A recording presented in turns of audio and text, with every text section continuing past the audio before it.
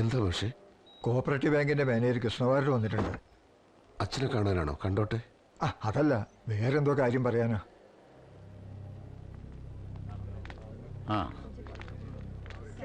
അച്ഛൻ എങ്ങനെയുണ്ട്? അതേ അവസ്ഥ തന്നെ.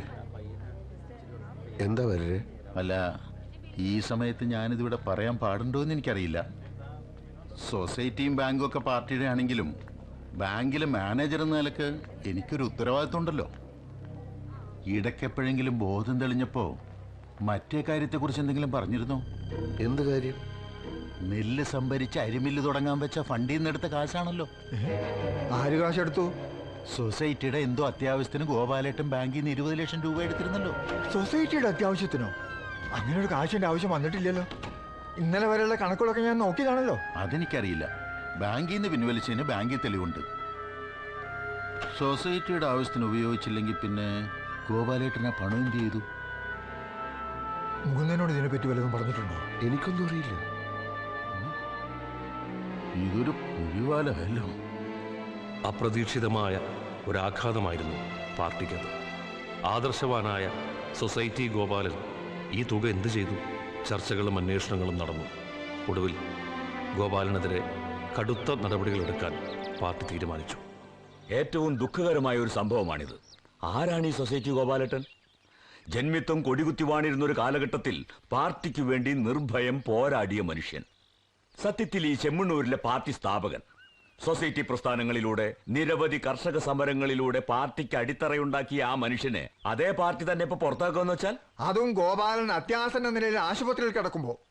പാർട്ടി നിയോഗിച്ച കമ്മിറ്റിയുടെ അന്വേഷണത്തിൽ ആ തുക സൊസൈറ്റിക്ക് വേണ്ടി ചെലവഴിച്ചിട്ടില്ല. അപ്പോൾ സൊസൈറ്റി ഗോപാലൻ ആ തുക ദുരുപയോഗം ചെയ്തു എന്നല്ലേ അർത്ഥം? പിന്നെന്തിന് നമ്മള് അദ്ദേഹത്തെ വെള്ളപൂശാൻ ശ്രമിക്കണം? ഗോപാലേട്ടന് വേണ്ടി ഈ തുക മറ്റാരെങ്കിലും ബാങ്കിൽ അടച്ചാൽ ഈ പുറത്താക്കൽ നടപടി ഒഴിവാക്കാൻ സാധിക്കില്ലേ? സമുന്നതനായ ഒരു നേതാവിനെ സംരക്ഷിക്കേണ്ട ചുമതല പാർട്ടിക്കില്ലേ? ഇത് പുറത്തറിഞ്ഞാൽ പാർട്ടിയുടെ ഇമേജ് എന്താകും? പാർട്ടിയുടെ ഇമേജ് വർദ്ധിക്കുകയുള്ളൂ. തെറ്റാര് ചെയ്താലും പാർട്ടി അയാളെ ശിക്ഷിക്കും എന്ന സന്ദേശമാണ് ജനങ്ങൾക്ക് കിട്ടുക. ബാങ്കിലെ തുക ആരടയ്ക്കുന്ന പറയണത്? പുറത്താക്കൽ നടപടി നിർത്തിവെച്ചാൽ അതിനെപ്പറ്റി ആലോചിച്ചാൽ പോരെ? ചിലപ്പോ കുഞ്ഞുണ്ണി മുതലാളി സഹായിച്ചാൽ. പക്ഷേ ഫാക്ടറി പ്രശ്നത്തിൽ ചില വിട്ടുവീഴ്ചകൾ ചെയ്യേണ്ടി വരും. അതൊരു കാരണവശാലും നടക്കില്ല. സെക്രട്ടറി എന്ന നിലയിൽ ശിക്ഷ നടപ്പാക്കാനുള്ള ഉത്തരവാദിത്തം എനിക്കാണ്. അദ്ദേഹത്തിന്റെ മകനെന്ന നിലയ്ക്ക് ആ കടബാധ്യതയും ഞാൻ ഏറ്റെടുക്കുന്നു. അങ്ങനെ നിനക്ക് ഏറ്റെടുക്കാൻ പറ്റുന്ന തുകയാണോ മൂന്നത്? ഏറ്റെടുത്തല്ലേ പറ്റൂ. പക്ഷെ കടം വീട്ടുന്നത് വരെ പാർട്ടി എനിക്ക് ലീവ് അനുവദിക്കണം. ബാങ്കിൽ നിന്ന് ഒരു സാവകാശം വാങ്ങി തരികയും വേണം. അങ്ങനെയാണെങ്കിൽ ഗോപാലൻ എന്തിനു പുറത്താക്കണം?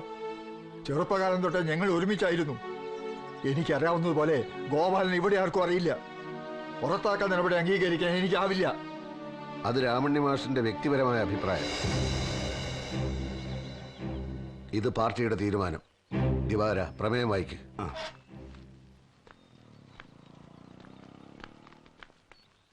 സഖാക്കളെ, പാർട്ടി നിശ്ചയിച്ച പ്രത്യേക അന്വേഷണ സംഘത്തിന്റെ പ്രാഥമിക നിഗമന പ്രകാരം സഖാവ് സൊസൈറ്റി ഗോപാലൻ എന്ന ചിറ്റെഴുത്ത് ഗോപാലിനെ പാർട്ടിയുടെ പ്രാഥമിക അംഗത്തിൽ നിന്നും സസ്പെൻഡ് ചെയ്യുവാൻ. ഗോപാലേട്ടൻ പോയി.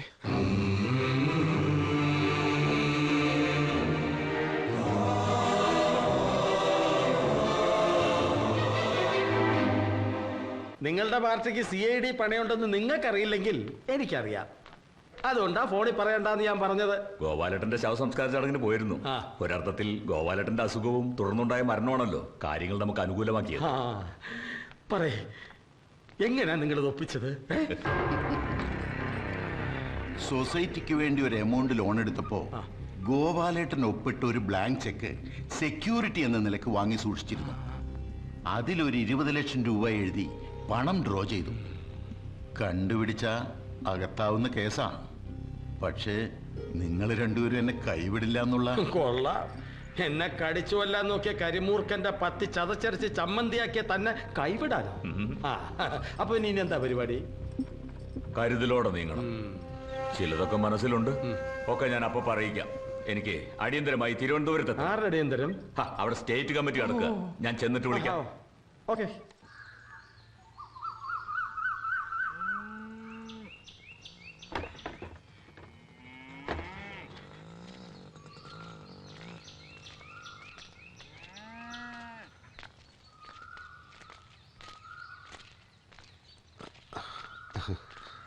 എന്താ മുകുന്ദേട്ടാ ഇത്? ഇവിടെ തന്നെ ഒരേ ഇരിപ്പാണ്. വൈകുന്നേരം ജംഗ്ഷനിലോട്ട് വരാനിരുന്നതാണ്. നാളെ മുതൽ ചായക്കട തുറക്കണം. 2-3 ദിവസമായിട്ട് മുകുന്ദന്റെ കാര്യം തന്നെ ഞങ്ങൾ ആലോചിച്ചത്. ചില്ലറ ഭാരമാണോ തലയിലെടുത്ത് വെച്ചത്? 20 ലക്ഷത്തിന്റെ ബാധ്യതയല്ലേ? എത്ര കാലം പരിപ്പോടെയും ചായയും വിറ്റാലാ 20 ലക്ഷത്തിന്റെ കടം വീട്ടാൻ പറ്റുക? അത് പ്രായോഗികമാണോ? എനിക്ക് വേറൊരു പണിയും അറിയില്ലല്ലോ. അല്ലേ പിന്നെ കിളക്കാനോ തെങ്ങ് കയറാനോ പോണം. തെങ്ങ് കയറിയാൽ നല്ല തഴമ്പുണ്ടാവുന്നല്ലാതെ ഇത്രയും പണം എങ്ങനെ ഉണ്ടാക്കാനാ? എല്ലാ വശങ്ങളും ഞങ്ങൾ ആലോചിച്ചു മുകുന്ദ. ജില്ലാ കമ്മിറ്റിക്കും മുകുന്ദന്റെ കാര്യത്തിൽ ആശങ്കയുണ്ട്. മുകുന്ദന് കടം കയറി നിക്കക്കളി ഇല്ലാതായാൽ പാർട്ടിക്കല്ലേ അതിന് ക്ഷീണം. അതുകൊണ്ട് എല്ലാവരും ചേർന്ന് ഒരു തീരുമാനത്തിലെത്തിയിരിക്കുക. എന്ത് തീരുമാനം?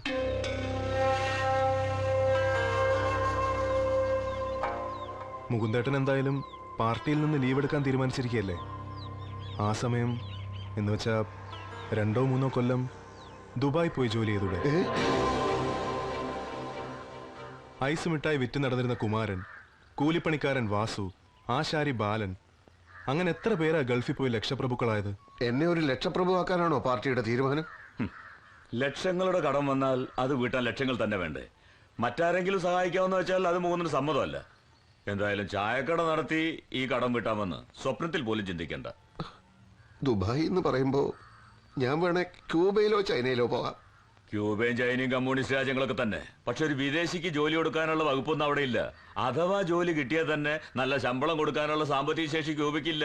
ആര് പറഞ്ഞു? Fidel Castro. മൂപ്പര് നിരന്തരമായി അമേരിക്കയുമായി സംഘർഷത്തിലായതുകൊണ്ട് അവിടെ സ്ഥിതിയൊക്കെ അല്പം മോശം. നല്ലതുപോലെ ചിന്തിച്ചിട്ടാ മുകുന്ദേട്ടാ ഞങ്ങൾ പറയുന്നത്. കരുണേട്ടൻ അനന്തരവൻ സിദ്ധാർത്ഥൻ ദുബായിലുണ്ട്. അവൻ മുഖേന ഒരു വിസ സംഘടിപ്പിക്കാൻ ഒരു പ്രയാസവുമില്ല. ജില്ലാ കമ്മിറ്റി പറയുന്നത് മുകുന്ദനെ പോലെയുള്ള ഒരു നേതാവിന്റെ ആവശ്യം ഇപ്പൊ ദുബായിലുണ്ടെന്ന. ആയിരക്കണക്കിന് മലയാളികൾ ജോലി ചെയ്യുന്ന സ്ഥലമല്ലേ. അവർക്ക് പ്രശ്നങ്ങളുണ്ട്. അവർ സംഘടിതരല്ല. മുകുന്ദന് അവർക്കിടയിൽ കാര്യക്ഷമമായി പ്രവർത്തിക്കാൻ കഴിയുമെന്നാണ് ജില്ലാ കമ്മിറ്റിയുടെ വിലയിരുത്തൽ. പ്രവാസികൾക്ക് വോട്ടവകാശം ലഭ്യമാക്കാനുള്ള ചർച്ചകൾ നടക്കുകയാണല്ലോ. അതുകൊണ്ട് എത്രയും വേഗം നമ്മുടെ വഴിയിലേക്ക് അവരെ കൊണ്ടുവരേണ്ടതും അത്യാവശ്യമാണ്. മുകുന്ദനൊന്നും അറിയണ്ട, എല്ലാം ഞങ്ങൾ നോക്കിക്കോളാം. ദുബായിക്ക് പോകാൻ മാനസികമായി തയ്യാറെടുക്കുക. അത്രേ മുകുന്ദൻ ചെയ്യേണ്ടതുള്ളൂ.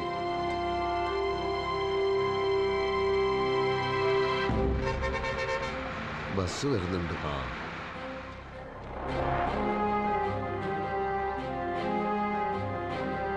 വിഷമിക്കണ്ട, ഇതൊരു സ്ഥലം മാറ്റായിട്ട് കരുതിയാൽ മതി.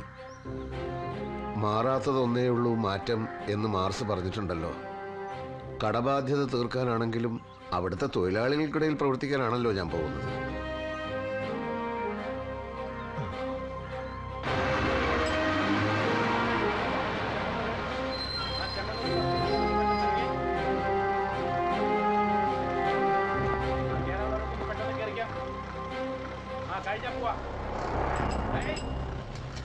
ലാൽ സലാം.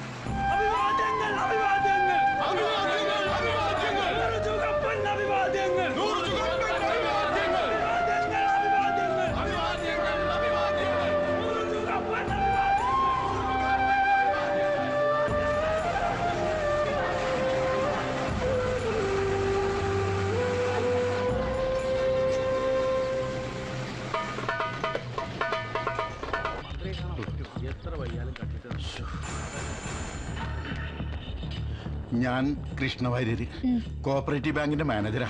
മന്ത്രിയുടെ അടുത്ത സുഹൃത്താണ്. ഒന്ന് കണക്ട് ചെയ്തു തരും? ഓക്കെ.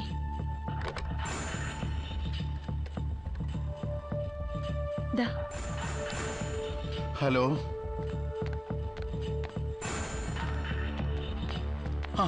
സഖാവിനെ ഞാൻ എത്ര ദിവസമായി മൊബൈലിൽ ട്രൈ ചെയ്യുന്നു. ഒരാഴ്ചയായി ഞാൻ അതും പറഞ്ഞ് പിടിച്ചു നിൽക്കുക.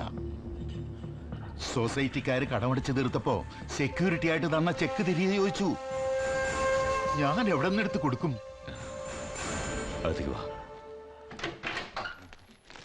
ഒരു 5 മിനിറ്റ് എല്ലാവരും ഒന്ന് പുറത്തേക്കിരുന്നേ.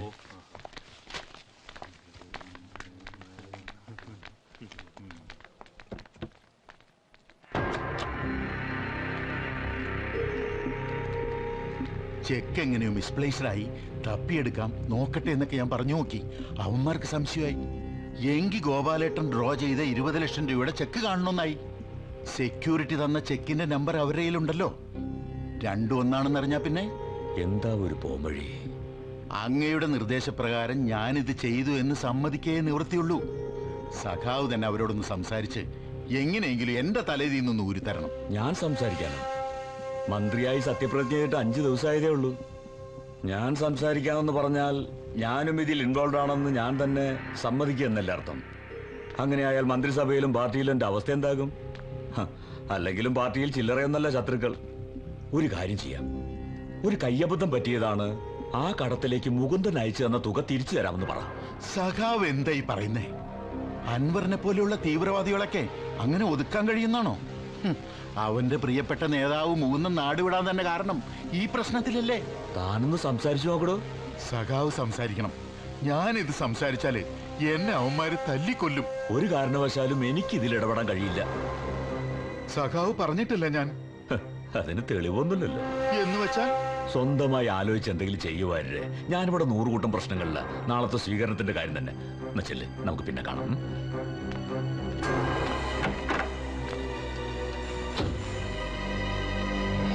കീഴടങ്ങിയവനെ വെടിവെക്കരുതെന്നുള്ളത് യുദ്ധത്തിന്റെ നിയമമാണ്. അതുകൊണ്ടാണ് നീചനും നികൃഷ്ടനുമായി ഈ നാറിയെ വെട്ടി നുറുക്കാത്തത്. സഖാവ് കരുണനൊരുക്കിയ കെണിയിൽ വീണ് നമ്മുടെ പ്രിയപ്പെട്ട മുകുന്ദേട്ടൻ എവിടെയോ കിടന്ന് അലയുകയാണ്. ഈ പ്രശ്നം എത്രയും പെട്ടെന്ന് അറിയിക്കേണ്ടവരെ അറിയിക്കണം. വാര്യർക്കെതിരെ വഞ്ചനാക്കുറ്റത്തിന് കേസ് കൊടുക്കണം. മാത്രമല്ല, പാർട്ടിയെ സ്നേഹിക്കുന്ന ചെമ്മണ്ണൂരിനെ സഹാക്കൾ ആരും തന്നെ മന്ത്രി കരുണൻ ഇന്നത്തെ സ്വീകരണത്തിൽ പങ്കെടുക്കാൻ പാടില്ല. അതൊന്നും ശരിയായ നടപടിയല്ല. പാർട്ടി അണികളുടെ കഠിനാധ്വാനത്തിന്റെ ഫലമായി വൻ ഭൂരിപക്ഷത്തോടെയാണ് നമ്മൾ അധികാരത്തിൽ വന്നിരിക്കുന്നത്. ചെമ്മണ്ണൂരിനൊരു മന്ത്രിയെ കിട്ടിയിരിക്കുന്നത്. ഒരു ബാങ്ക് മാനേജർ പറയുന്നത് കേട്ട് വിശ്വസിച്ച് മന്ത്രിയുടെ സ്വീകരണ യോഗത്തിന് പോവാതിരിക്കുന്നതൊന്നും ശരിയായ നടപടിയല്ല. തെറ്റിയതോൻ മന്ത്രിയായാലും തന്ത്രിയായാലും ശിക്ഷ അനുഭവിച്ചേ പറ്റൂ. ഇതിപ്പോ കുത്തിപ്പൊക്കിയ പാർട്ടിക്ക് സർക്കാരിന് ക്ഷീണമാണ്. പുത്തരി തന്നെ കല്ല് കടിച്ചു എന്നും പറഞ്ഞ് പ്രതിപക്ഷം ആഞ്ഞടിക്കും. അടിക്കട്ടടോ. പാർട്ടിയിലെ കള്ളനാണയങ്ങളെ പുറത്തു കളഞ്ഞാലേ പാർട്ടി ശുദ്ധീകരിക്കപ്പെടൂ. ഇങ്ങനൊരു മന്ത്രി പാർട്ടിക്കും വേണ്ട, ചെമ്മണ്ണൂരിനും വേണ്ട. അത് സഖാവ് മാത്രം തീരുമാനിച്ച പോരല്ലോ. ഇത് അൻവറിന്റെ മാത്രം തീരുമാനമാണെന്ന് ആര് പറഞ്ഞു? സൊസൈറ്റി ഗോപാലൻ എന്ന പാവം മനുഷ്യനെ നിങ്ങളൊക്കെ മറന്നു. ഒരു കള്ളനായിട്ടാണ് അയാൾ മരിച്ചത്. ഒരു കാലത്ത് ഗോപാലനായിരുന്നു ഇവിടുത്തെ പാർട്ടി. അയാളെ ചതിച്ചവൻ ഒരു നിമിഷം പോലും ഈ പാർട്ടിയിൽ തുടരാൻ യോഗ്യനല്ല. ഒരുപാട് പഴങ്കഥയൊന്നും പറയണ്ട മാഷേ. ഈ ഘട്ടത്തിൽ പാർട്ടിയുടെ പ്രതിച്ഛായ തീർന്നുകൂടാ. നമുക്ക് എല്ലാറ്റിലും വലുത് പാർട്ടിയാണ്. എല്ലാറ്റിലും വലുത് ജനങ്ങളാണ്. ജനങ്ങൾക്കു വേണ്ടി ജനങ്ങൾ ഉണ്ടാക്കിയതാണ് പാർട്ടി. അവരെ അർഹതയുള്ളവർ ഭരിച്ചാൽ മതി. ഈ തെണ്ടി മറ്റാരുടെ ഏജന്റാണ്. പാർട്ടിയിൽ പൊട്ടിത്തെറുണ്ടാക്കാൻ വേണ്ടി മന്ത്രി കരുണന്റെ പേര് മനഃപൂർവ്വം വലിച്ചിറക്കിയാണ്. മന്ത്രി പറഞ്ഞിട്ട് ഇയാളെ ഇതുവരെ തെളിവുണ്ടോ? കയ്യും കാലും കൊത്തിയരി. മന്ത്രി കരുണൻ നമ്മുടെ നാടിന്റെ പൊന്നോമന പുത്രൻ ഈ വഴിത്താരെ ധന്യമാക്കിക്കൊണ്ട് ഈ വാഹനത്തിന് തൊട്ടു പിന്നാലെ കടന്നു വന്നുകൊണ്ടിരിക്കുകയാണ്. അനുഗ്രഹിക്കൂ, ആശീർവദിക്കൂ, അനുമോദനത്തിന്റെ പൂച്ചെണ്ടുകൾ അർപ്പിക്കൂ. അനവധി നിരവധി ആവേശോജ്വലമായ സ്വീകരണങ്ങൾ ഏറ്റുവാങ്ങിക്കൊണ്ട് നമ്മുടെ മന്ത്രി കരുണൻ ഇതാ നമ്മുടെ പ്രിയപുത്രൻ മന്ത്രി കരുണൻ ഈ വാഹനത്തിന് പിന്നാലെ കടന്നു വന്നുകൊണ്ടിരിക്കുകയാണ്.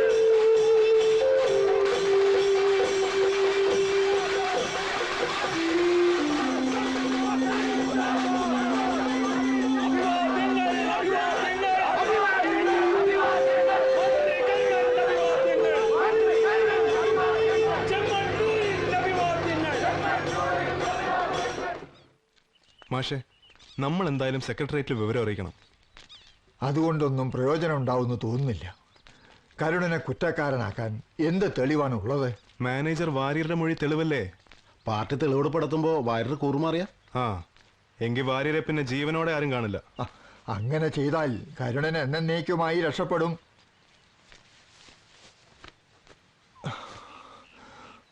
മുകുന്ദനെ കുറിച്ച് ഓർക്കുമ്പോഴാ എന്റെ വിഷമം മുഴുവൻ. ഒരു കാര്യവുമില്ലാതെ അവൻ എവിടെയോ കിടന്ന് അറിയിക്കുന്നു. മൂന്നാട്ടിനിപ്പോൾ എവിടെയാണുള്ളതെന്ന് വല്ല വിവരമുണ്ടോ? ഗൾഫിലുള്ള നമ്മുടെ പല സുഹൃത്തുക്കളും ഇപ്പോഴും അന്വേഷിച്ചുകൊണ്ടിരിക്കുക. ഇതുവരെ ഒരു എത്തുമ്പടിയും കിട്ടിയിട്ടില്ല. സുഹൃത്തുക്കൾക്ക് നമ്മുടെ മൂന്നിന്റെ കാര്യത്തിൽ എന്ത് താല്പര്യം അൻവറേ? നമ്മൾ നേരിട്ട് പോയി അന്വേഷിക്കേണ്ടതായിരുന്നു. നേരിട്ടെന്ന് പറഞ്ഞ നമ്മൾ അവിടെ പോയി അന്വേഷിക്കണം. ശരിയാ. മുകുന്ദൻ ഇനി എന്തിന് അന്യനാട്ടിൽ കിടന്ന് കഷ്ടപ്പെടണം? ഞാൻ പറയുന്നത് മുകുന്ദനെ കണ്ടുപിടിച്ച് തിരിച്ചു കൊണ്ടുവരുന്ന കാര്യം അൻവർ തന്നെ ഏറ്റെടുക്കണമെന്നാ. ഞാനത് പലവട്ടം ആലോചിച്ചിട്ടുള്ളതാണ് മാഷെ. പക്ഷേ ഇല്ല, ഇനി അത് വൈകിക്കൂടാ.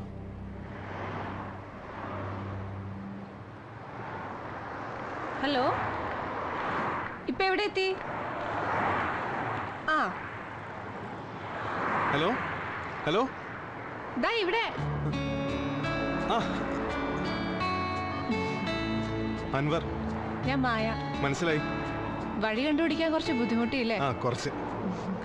ഒന്നും കൊടുത്തു വിടണ്ടെന്ന് അമ്മയോട് പല പ്രാവശ്യം പറഞ്ഞതാ.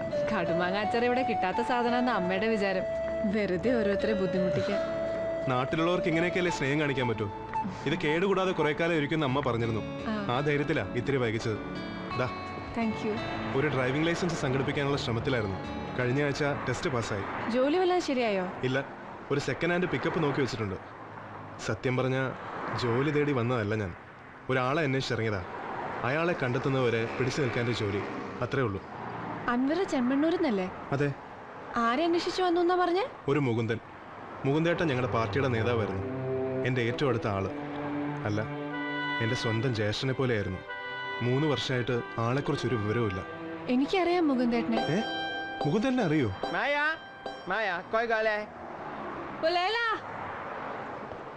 ഇന്ന് കുറച്ചധികം പേഷ്യൻസ് ഉള്ള ദിവസാ. വൈകിട്ട് അബ്രയില് വരും. ശരി.